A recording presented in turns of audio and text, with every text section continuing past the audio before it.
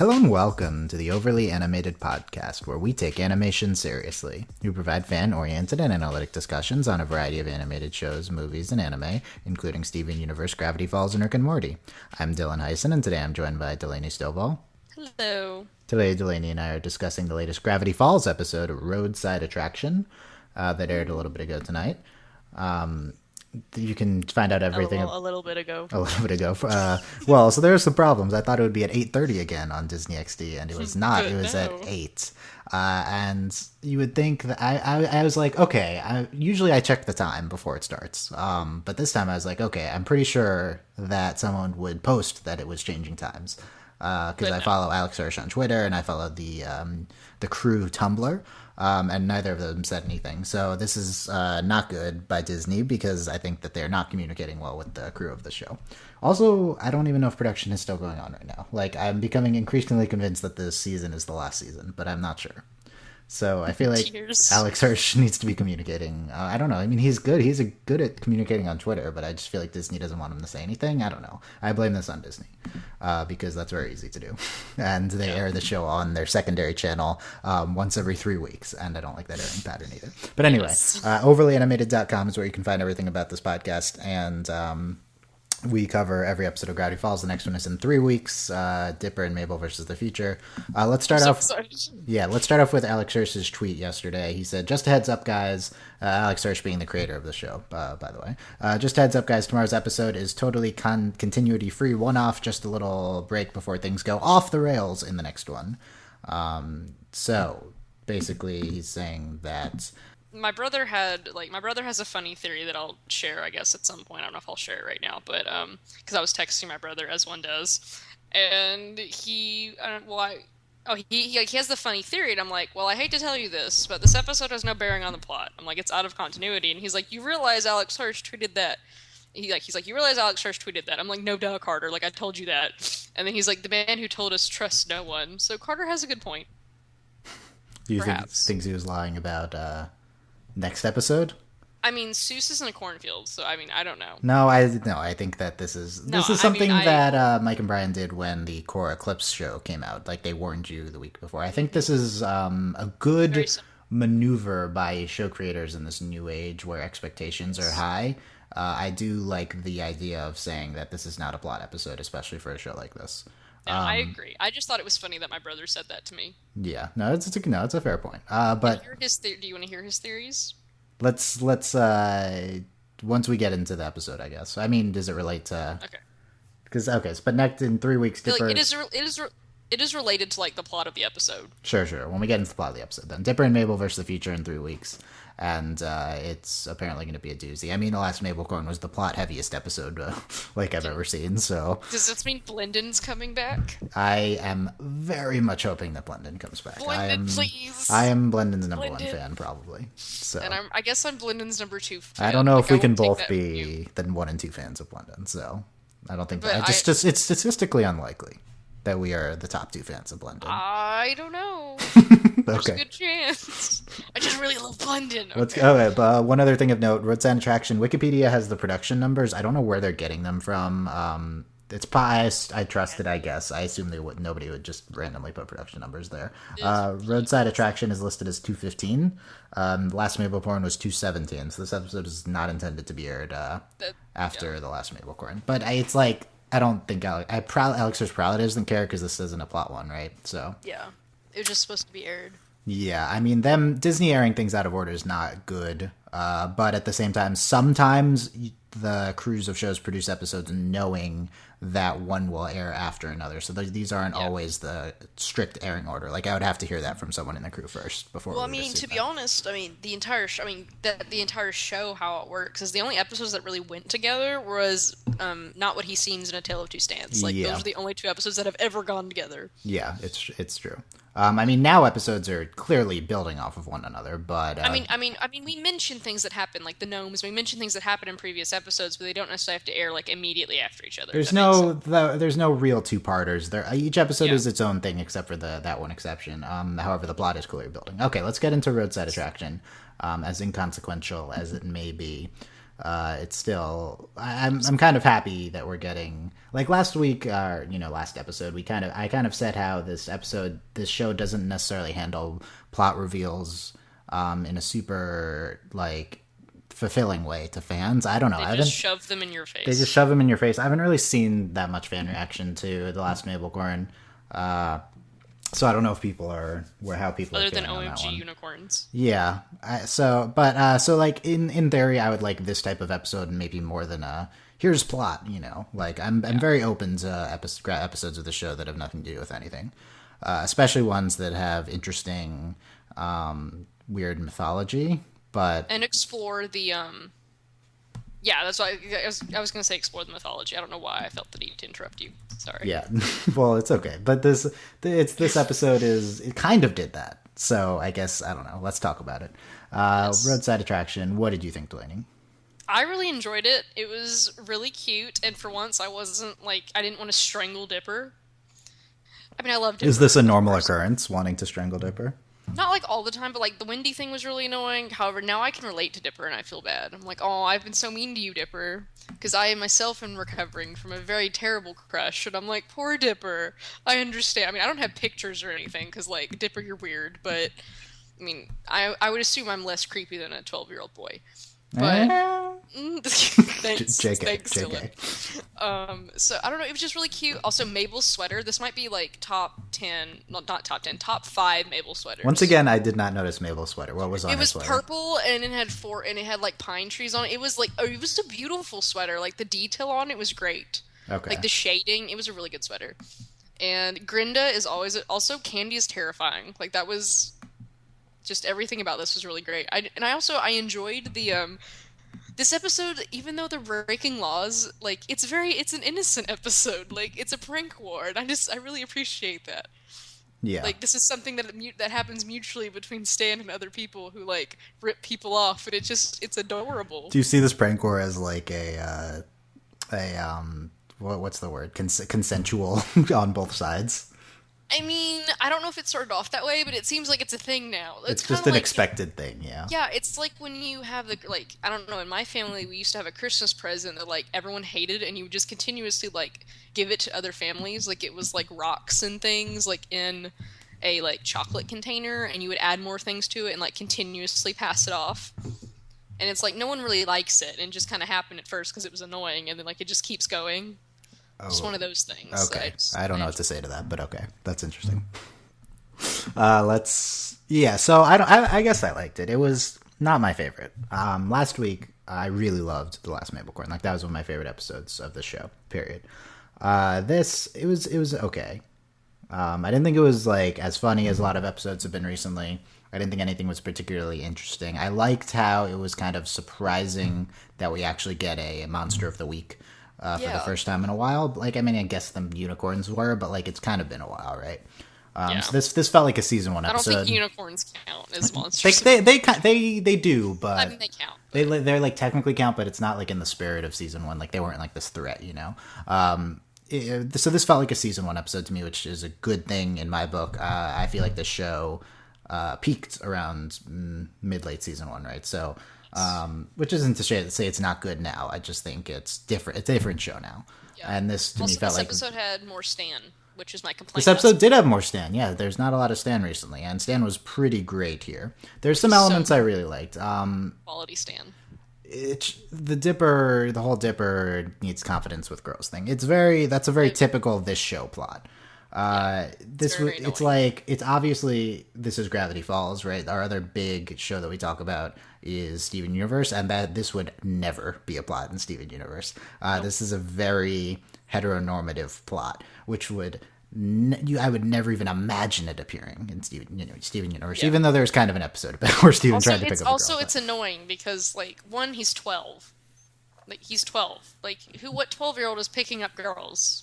I mean, I guess I think that might be a thing, but Stan is obviously. Do 12-year-old boys even know girls exist? Yes, I think so. Stan. Some don't. I don't know. The point is that Stan is kind of not great here, encouraging this kind of bad behavior in Dipper, right? It's But not. at this point, it's Stan, and it's like Stan, and we know he's not great. But also, the show always makes Stan out to be this sympathetic, funny character, whereas his actions here are pretty misogynistic, right? So that's not good. And the show doesn't have a great track record with its gender rolesy stuff and treatment of women in the show. So I also don't like. I mean, obviously, like I don't agree with it. Like that this happened, but at the same time I also didn't like how it was handled at the end anyway, because like they were on a road trip and I understand they had to punish Dipper in some way, but it was really stupid that they were all at the same attraction. Yeah, and it also felt like that it's like, oh, all these girls only cared, it's like it came down to, oh, so which one of us do you like best, right? Yeah. I hate that, and it's dumb. Also, like, I don't know if it's because I'm just so used to these plots, but it's very inconsequential because, like, it was a road trip, and was Dipper ever actually going to see these people again? No. Which doesn't make it okay, but at the same time, though, like, he was 12 and he was just, like, getting emails. So I don't... I love... Look, that's the negative. There's elements of this Dipper plot that I found really cool. Like, the whole write email on my hand instead of the phone number. That's so good. That's, like such a good thing for, like, the modern era. It was a little kind of heartbreaking that we kept moving on because I thought a lot of these girls were interesting, right? I wanted to know about like why did her mom have to? Why did she have to go to Canada? Yeah, I was invested in this plot, right? Come on. Like I wanted to understand what like he gave that girl a log. Like was it candy? Like I wanted more depth here. Like what was going on? Yeah, log girl with a log on her head, and she didn't talk the first time, but then she talked when Dipper came. Who were the other ones? There was Corn Girl, the girl in the cornfield. Yeah, she was nothing interesting about her, but that's okay. And I think was there another one, or is there just Candy? So what do you think of this whole Candy crush on Dipper plot? I mean, it's precious. Mainly I like it because, like, Mabel is really supportive of it. And, yeah, like, that was, like, the most striking thing to me. Like, Mabel is just, like, all really happy about it. That's such a Mabel thing. That's so endearing. Yes. And, like, it's not necessarily, like, I think we're kind of evenly split in media where it's, like, you have, like, the sibling thing and, like, some people would be okay with it. Like, there's the whole, like, idea of bro code and it's, like, you don't date your, like, your best friend's, like, sister or whatever. But in, like, girls, it's very different. And, like, so some girls would be, like, don't even talk about it. Like, that's gross. Shh. But then, I don't know. Like, I think there's an even split there. So, like, this wasn't necessarily shocking. It was just precious. I feel like to me, this is a subversion of what I've seen. Usually, the sibling. I don't know if I've seen a sibling, or I can't remember one yet, be like so excited about this, right? But it's. Well, I believe you that it's there. It's more of like a younger sibling thing, like thinking it's really cute. Yeah, it's different. I mean, they're twins, so like it's a bit. I don't know. And maybe it's different because like this was like literally me, and my brother. Granted, I'm older, cool. But like. Yeah. The dynamic there is a bit different than like because you have a brother. Yeah, so I don't. So really like the dynamic's different. Yeah. So. I feel like this Candy plot is kind of reliant upon Candy as a character, which is not very strong. So I don't know. Well, it's annoying because like Candy's the creepy girl. That's like her, yeah. Yeah, and it's kind of upsetting because then it's like I'm like Candy doesn't have a chance, and I feel so bad for her because I love Candy, even though she terrifies me. And if I actually like knew Candy, I'd probably be like, please don't kill me. I mean, you could argue that the Grenda and Candy characters have always been kind of problematic in portrayals of female characters. Yes. So when you kind of insert, so they're kind of these flawed characters to begin with, not flawed as like this character is so flawed, right, in a good way, like just flawed in their concept. So when you give them a bigger role, it's probably not going to go well, although it went better than I thought. Like you have nerdy Asian girl who crushes on best friend's brother. Yeah. Like that could be literally any show ever in the universe. Well, that's true. So we have the Dipper stuff, we have Candy stuff. The highlight to me is Stan and the Spiderwoman. It's so good. The Stan's attempts at flirting with her, and then just her voice. That was the funniest thing of the episode to me. It was her voice for some reason. Yes. I don't know who voiced her, but it was incredible. And like the biggest laugh for me is when she transforms into the spider when that reveal happens. I didn't know that was coming. I never see things coming. Like I purposely turn my brain off in terms of thinking ahead. Turn brain off. So it's probably obvious. Dylan watches as brainless goo. And not like I don't think not that I don't think critically. I purposely try I'm not to cute. predict plot elements is what I'm saying. Okay, good. Yes. But yeah, but so even though I did see the pamphlet and I like noted in our show notes that it was like is spider morphs or whatever, like it was on the pamphlet in the beginning. For some reason I didn't know that we could see this woman turning into. Honestly, who was gonna see that coming though? Like, It was I don't know. like, Did you think that like I just like cracked up at her turning spider? I don't know. Did you think no, that it was was really funny? funny. Yeah, no, she like ripped her face off and turned into, or she didn't rip her face off, but like did the like rollback thing. It was just hilarious. Like, Yeah, like her eyes got why I don't know. It just she was already this absurd character. no, and it was then- also really funny because like I think your contacts fell out. I'm Yeah. like, Stan, you're so stupid. Her eyes just turned pitch black, and you're like, your contacts fell out. He's such an idiot. So for me, that was the highlight of the episode, and then just the future interactions with her were great. I know, it was like she was like quality side character, Yeah, villain, whatever we wanna. yeah, definitely a big fan. Arachnomorphs was what it said on the pamphlet. Yeah, I noted that. And the other thing I need to point out was how did this episode not end with what's her face? Pacifica, right? How is there no Pacifica at the end of this? I was totally expecting. So I missed the episode live, and I was looking on the CO board for notes for the link, and I was like, I saw a Pacifica discussion. I'm like, okay, this is great. It's gonna be a Dip Pacifica episode, and then this episode's about Dipper flirting with people, and then no, nothing. Okay, great. Well, I think if we look at it though, like I think like half of the girls were like blonde, so maybe we could read into this. Oh yeah, there's a very Freudian thing about Dipper's but I don't taste. know. Yeah. Yeah, I was as I've become a big Dipsifica shipper, JK, but I mean, kind same. of. Everyone was after We Northwest Mansion shipped Mystery. who didn't ship it though?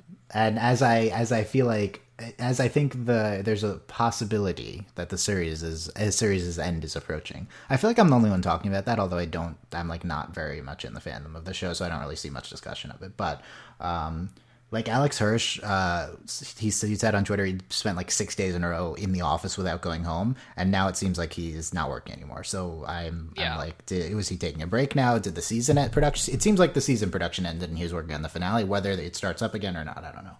Anyway, Yeah, I don't know. I guess this might be a good time to bring up my brother's theories. sure, okay, go ahead. Okay, so my brother, he was like, Dipper is gonna meet a girl possessed by Bill. And he was like throwing that prediction out now at like 8:13, and I was like, okay, Carter. And then I have permission to share his theories. Okay, go ahead. And then he's like, or that Seuss will get possessed while he's in the corn maze. And I'm like, okay, Carter. I could see the Seuss thing in the corn maze was interesting, but this has no like bearing on the plot. Yeah, I don't know. those were I wouldn't interesting. have predicted. It seems like this episode is very much kind of the not plotty one. Also, Alex Hirsch said that. That being said, last episode seemed like Also, it was this show has bred, like, my brother, like, never used to watch shows this critically, and, like, now he watches Gravity Falls, and he knew that tweet, and he was still like, I don't trust him, and, like, he's just so, like, he just wants Bill everywhere. people. I feel people watch the show much differently than any other show, which I've noticed. Like, there's this just kind of giant community that's obsessed with the mystery elements of the show. Well, I mean, they encourage it with, like, the decoder stuff. Yeah, it's absolutely encouraged by the show. Yeah, I'm not saying it's a bad thing. It's just it's very notable. Like that's not necessarily how I watch the show. I think I did a little bit in the beginning, and then I've kind of chilled out with that. Well, I mean, I've watched shows a lot, like, not necessarily with the mystery element, but I've watched shows and, like, looking for things and, like, trying to figure out what's going on. And then, like, just to see this transformation in my brother. Good job, Gravity Falls. I don't know what it is. I don't know what it is about this, but this show just encourages this speculation by viewers that I haven't really seen in other shows, like maybe Lost or something. But I never watched that, so I don't know like what that was like. Yeah. Like that type of thing, which is kind of crazy. What other plot elements do we have here? I feel like that was it. Just the entire thing about the concept of the episode. This trip going on and like sabotaging all the. Also, the one-liners in this episode were quality. What's off the top of your head? Do you remember any that were quality? The really funny one was like, that woman has set my car on fire 2 unconsecutive times. Yeah. Like non-consecutive. Where he said, I was like, oh my god. She may, Grandma Sweetiekin, she may look in it, whatever, but she lit my car on fire on two non-consecutive occasions. It's so good. And then like, that's so this show. That line. Yes. That's so this show. I don't know what that means, and but and the big shock. I've been divorced once. Oh yeah, did we know that? Oh, no. Yeah, like we saw his history. When did he get divorced? Me and my brother were like screaming at each other. We're like, who did he marry? I have to know. He says, "I'm no expert on women. I've been divorced once, and I've been slapped more times than I can remember." It's just, who did you marry, Stan? Was it Lazy Susan? See, that was my first thought, but like, I doubt it. Because there's a whole episode with them flirting, right? So that's Yeah, not. right. Yeah, that's like, not that's just my like OTP is Lazy Susan and Stan. That's I'm not one to judge ships, but that is a terrible OTP. Well, I mean, my real OTP is Dipsifica, but like, if I have to have one for Stan. No, you can't have two OTPs. That's in the definition of the word, Delaney. Dylan, like, hello, like. I understand that people do not follow this rule, but I hold this podcast to higher standards of shipping. Oh, okay. Okay, so I'm being shamed for having more than one OTP. All right. I will, in the future, if other people express more than one OTPs, I will immediately shut them down. Yes, this is the new rule. Trash them. Okay. Well, yeah, right. that's the new rule for this. But yeah, I'm disappointed no Pacifica here. How are we going to wrap up Pacifica this season? Are we going to get more? Like, have we even seen her since like I don't think we've seen her. Maybe wait, no, She's maybe nowhere. I don't remember the order of the episodes. We might have seen her. No, I don't think so. We haven't seen her in like forever. Like, does she? Where? Okay, was she in the Stanturian? Was she in the Stanturian candidate? No. Or if she was, we might have seen her, but like she hasn't spoken. Yeah, she definitely hasn't spoken. I'm gonna have to change my blog from Where's Waddles to why wasn't Waddles on the trip? Yeah, they should have brought Waddles with them. That's animal cruelty. Okay, so I'm gonna change it to Where's Waddles and Pacifica 2K15. Yeah, Where's Waddles and Pacifica 2K15. Okay, let's go through my notes kind of quickly. I mean, we're not going down on everything, but yeah. So Grenda, I feel like Grenda was actually used pretty well in this episode. I mean, as we said, the concept of Grenda is a little yes. rude, but what did she do in this? Do you remember? She kind of plays it off in a really funny way, like when she's like, "I am the size of two people, and I think I should have like my own seat." Like I thought that was really funny. I don't remember that. That's a good one. There's something else. That's when they like shoved Candy and Dipper into the back of the sketchiest RV in the universe. By the way, where do they get this from? I mean, I'm assuming he just has the RV.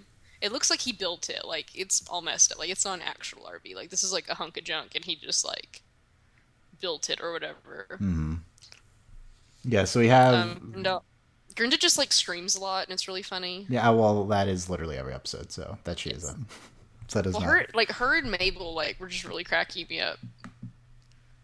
Not a big Mabel episode. One and they scream. No. Yeah. She was just being her general adorable self. Yeah. Oh, we have a name for. Okay, I'm going through the notes. So Upside Down. I assume they were walking with Velcro on just a house that was upside down, right? Yeah, and her name was Emma Sue, I think is what I put down for that. Emma Sue, yes. And her email is jeemail --crom. So that's interesting. So like, I feel like she's writing it like you do online to avoid spam bots, but except she's writing it on paper, so I don't know why she did that. It's great. I assume someone already has the email kewlgrl@gmail.com. Probably. So I don't think we're going to be able to get... No. Fans are going to be able to get that email. Emma Sue, I think, was my favorite. She was pretty great. Same. Yeah. I mean, I wanted to know why her mom had to give birth in Canada. I need to know. Dipper says, a girl gave me her email and it wasn't out of pity. Who gives somebody's email out of pity? Like, how does that work? Who gives people email at all? Like, yeah, that's another thing. Also, how is Dipper gonna email her? Right? Does he have that laptop from? Yeah, like the mystery laptop anymore? Right? Didn't he have that? Was that even a laptop or was it just a thing? Right? I don't know. I don't remember. It's been so long since. Do they even internet? Does the shack have Wi-Fi? Yes. No. Who installed the Wi-Fi? Seuss could have done that. That's rude. Come on. What? Just because he's stuck in a maze at the end and doesn't move? Would Stan even want Wi-Fi? Like, what would Stan do? No, Stan would do nothing with Wi-Fi, no. Except look for, like, deals on things, right? Exactly. Yeah. What do you think of the Dipper's conscience? The whole, like, Stan teaching Dipper to be this kind of... I mean, I'm happy about it, about, like, him being supportive for once and Stan not being, like, trashing Dipper. That's the only, like, good thing about this. Yeah. It's I don't know. It's just not great things teaching, and just the whole attitude of picking up girls, right? And just the Dipper, even Dipper's conscience of should I be flirting with this many girls at once, right? The entire concept of this is all problematic, and yeah, not great. Candy Chu, do we know Candy Chu's 6th grade? She says when she goes up. That was really funny. Yeah. Like that she just said, like that was so great. Darlene is the name of Spider-Woman, so we can call her Darlene. It was wonderful. Grenda says, oh yeah, this was the big Grenda highlight. If Grenda says, if I had a baby, I would name it Grenda 2, the sequel. And then Mabel's like, you would make such a good mother. That was excellent. So good. Yeah. Good. That was a great line read too. It was really funny. From you make such a good mother. Dipper was confused that how there are new mummies daily. I like how it all tied, right? Like I like how they actually explained that. Yeah. So flame. Oh, what? Fire retardant raccoon. Except they say like flame retardant raccoon. My brother like texted me that in like all caps. Like he was very amused by that. It was interesting. I don't know. It was funny. Yeah. Also, it was really funny. He's like, describes him and then he points. It was really good. Yeah, I do like that. Don't hug forest fires. Yeah, reading through the notes. I mean, when they get on the tram, right? The tree top tram. I'm seeing on CO now a picture of Alex Hirsch animating himself on one of the tram cars. I didn't notice that as I was watching, but that is there if you want to look for that. And Paul Bunyan jokes, that was interesting. Oh yeah, when the spider. I love Paul Bunyan jokes. Why do you love Paul Bunyan jokes? They're great. They're just fantastic always. It's just great. I can't give you a reason. Oh, I love. Yeah, okay. So when what's her? I forgot her name already. The Spider-Woman. Darlene, when she gets trapped under the giant boot. Stepped on. Yeah. Oh man. She says, "My only weakness: a giant boot, a giant newspaper, a giant cup would have also been pretty bad." That was really funny. In her voice, which is just incredible. Yeah, and then she tricks Stan into coming back to try to save her. Stupid. She's like, "I bet you're a stand-up comedian," and Stan's like, "I always wanted to be. Comedy is too subtle these days, right?" Yeah. And He's so dumb. And then they're like, "No, Stan. Oh yeah. Oh yeah, right." Oh, it's pretty great. Darlene says, as long as there are men out there with their dumb one-liners and pickup moves, I'll never run out of prey. So I guess they're kind of making a commentary on this entire concept as is, which is good. Yes, I agree. Yeah. Then the divorce line, all of the pamphlet jokes, I guess they called back to an earlier. Yeah. Well, it was really funny because earlier Candy, I thought she was going to murder Stan, just glaring at him when. He's like the only wrinkly guy you'll need is me. Yeah. And then at the end, where's Seuss anyway? And then him in the stinger and in the maze. Remember what Grandma taught you: when you get lost, stay exactly where you are, and doesn't it? It's a very Seuss thing. Yeah. Yes, I liked it. Okay. Overall, I don't know. I guess I'm lukewarm on it. You seem a little higher on it. I mean, I just thought it was the humor. I just thought it was funny. Man, maybe I'm to the point where I'm just desensitized to these things, where I'm I'm supposed to be annoyed, but I'm past the point of caring. Yeah, no, it's very much you watch the show and you know what you're getting, right? In terms, it's also annoying because it was done in a way that didn't actually make me mad, because it was kind of adorable, which is annoying because that's how you've been I've been socialized to think it's adorable, but it's not. Yeah, it's you can understand what's going on problematic wise and still find it adorable. You can still function within society. I mean, he's 12, it's precious. It's fine. It's not necessarily it wasn't precious. It's just, and it's not like Dipper, and Dipper wasn't even being that rude. It was really funny. He's like, "Yep, I'm a jerk." And I'm like, "Dipper, are you serious? Your vest is upside down. Just shh." I don't know if I buy Dipper getting to a point where he can be successful with all these girls. I think he's too much of a dork, right? No, he's the biggest. I feel like this episode was way out of character for Dipper because he was actually good at talking to girls, and Dipper is not good at talking to girls. It didn't make sense. The Avatar parallel, by the way, this episode completely reminds me of Aang and the Fortune Teller. I almost said that earlier. Yeah, after he gets advice from Sokka, it's the same exact concept. Exactly. Candy is Mang, Sokka is Stan, and Aang is Dipper, and Katara is Pacifica, except she wasn't there. It's Pacifica. Maybe she wasn't there. Except Katara is actually like Wendy, right? Except it's Except, a different like, situation. Aang had a chance. Yeah. It's kind of a similar role to the older girl, yeah. So this is the fortune teller, and I loved that episode, and I like this one less. So there you go. Of course, even that episode was even like more adorable and like handled better than this. It was handled better for sure, and it was just because Aang just liked Katara. Meanwhile, Dipper is like, I'm just gonna try and talk to girls. Yeah. Which, I mean, I guess maybe if they hadn't focused so much on the collecting, it would have been okay, because he was just talking to people and practicing. Like, that makes sense. Like, people do that. Like, they have classes on that, like how to talk, like, you know, like speed dating, like talking to people, because there are like cripplingly like socially awkward people who can't speak. Like, like me, right? So yeah. Shut up. But, yeah, I am aware that these things exist. Yes. I just, you know, it wasn't inherently super problematic, right? It was, it's just the general concept. It's not, none of the actions were that terrible, right? Yeah. Okay. And it was just because it's Dipper. And I didn't want to strangle him. I did not really want to strangle Dipper either, no. Yeah. Okay. I'm Dylan Hysen. That's Delaney Stovall. You can find out about this podcast at overlyanimated.com. You can support this podcast, although this was, I don't know. You can visit patreon.com/. What does that mean? Not our best work, but that's okay. Mostly my fault. I'm very tired. Shane, thanks to our current patrons, Shayna, not your fault, my fault. Shayna, Mitch, Cordell, Beatrice, Nate, Andy, and Jamie. Hayna, Fever, Mitch, Cordell University, Beatrix Lestrange, Buzz Lightyear, and Mailman. I don't know. I feel like we haven't hit our stride with Gravity Falls the same way we have with like Rick and Morty. Yeah, well, I think part of it's because like we haven't been getting like consistency with Gravity Falls. The show is harder to talk about. And it is also aired much less frequently, which kind of... Also, this episode was literally like trying to do the clip show from Korra, and that was like a nightmare, so... I don't even remember what we talked about for that. The clip show, I've repressed those memories, but I just remembered like a general sense of dread and horror, so...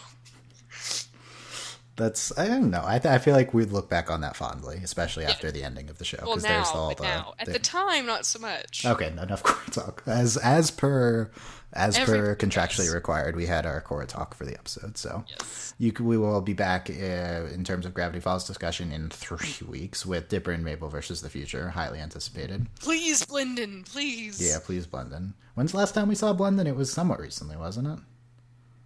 There was... Well, at least Blendon was here. Blendon's game is when we saw Blendon. Yeah, but so that was not that long ago. No, but there was mention of Blendon in A Tale of Two Stands. There was. Because he was on, like, their little shack that they discovered. It was like, Blendon was here. Okay. Yeah, I remember that. Okay, so, back in 3 weeks. Our next podcast for this is potentially Moonbeam City on Thursday and Steven Universe on Thursday as well. No Wednesday podcast is the answer. Okay. Thanks for listening, guys. Last comments? Mabel's sweater is amazing. I never noticed the sweater. I need to start. Oh my god, it's like my favorite part is like, what sweater is she wearing and how does it tie to the episode? I just never noticed. I don't know. And it's one of the most interesting aspects of the show because like when you have a show like this and their outfits don't change, but then you have like one character whose outfit changes consistently. That's true. I love it. All right. I will say the character design on the show is always very good. It was not that they changed a lot. It was noted here with all the random girls, right? Yeah. Especially with Darlene too. That was great design on that. Okay. With like the eyes going, as we mentioned. Yeah. Okay. We'll see you next time, guys. Bye. Bye.